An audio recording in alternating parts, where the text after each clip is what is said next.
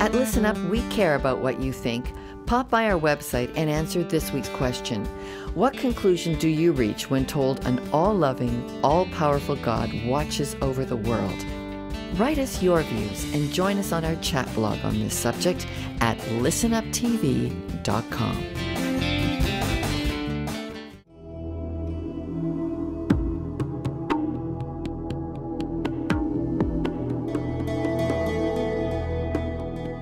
When the earth shakes as it did for Haiti on January 12, all levels of society begin a chaotic search for understanding. Here, that search begins with religious belief. The church and voodoo have enormous influence. The Bible said that we'll have earthquakes on earth here and there. Those who are not Christians believe in spirits. Those who follow voodoo religion, they will tell you that God is over all the voodoo spirits. Many Haitians think this happened because we didn't pay attention to God, we didn't obey Him, we didn't respect His word, we didn't do the right things that we knew we should do. That's the way most Haitians interpret what happened. In this hospital waiting room, prayer soothes post-earthquake patients and energizes workers. With the prayer, more for the patient, but also for the staff member, that unite us better. When we know that we pray together, we sing together, and sometimes we have some little meeting, we eat together. That being like a family link between the personal. Do you think the earthquake was a punishment? Let me not answer. But Pastor Lamette, who earns his living as a linguistics professor, will speak to that. In my understanding, our government was not responsible. They didn't do things the right way. They didn't pay attention to scientific warnings. They didn't educate our people. This sprawling city was unprepared. Its government turned a deaf ear to its own geologist, who told them a year before the quake, "We risk seeing Port-au-Prince transformed into a vast cemetery." 12 plates that form the Earth's crusts create earthquakes when they rub against each other. The fault line of the Caribbean plate runs right under Haiti's capital city. Neighboring islands are equipped with seismology equipment for warnings.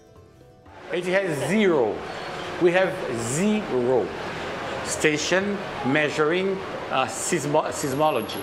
So, for that reason, it had us totally unprepared, not only because of our buildings, not only because of our poverty, because poverty also is part of the vulnerability. Protection was missing, beginning in the basics of education. I think we have suffered from something I call a shortage of memory in general in the country, because we have gone through earthquakes. We have been hit by earthquakes several times in our history.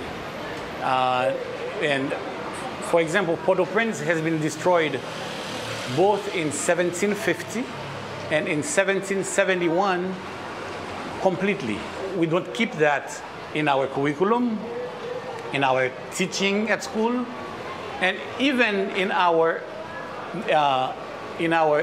engineering schools. They don't teach our engineers to factor in the earthquake effect. And vulnerability is due to unpreparedness.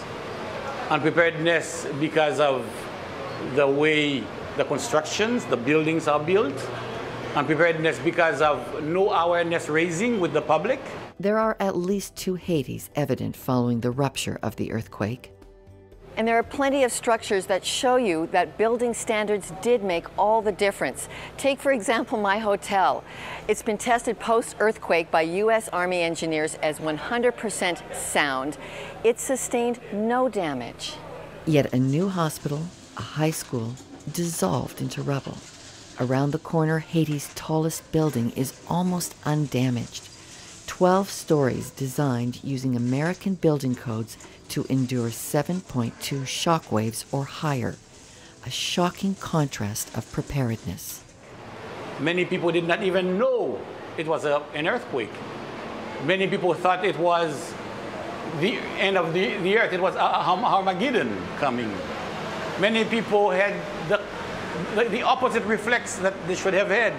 People who were outside ran inside and got killed, only because the Haitian population was not prepared to face an earthquake. From the presidential palace to icons of the country's faith.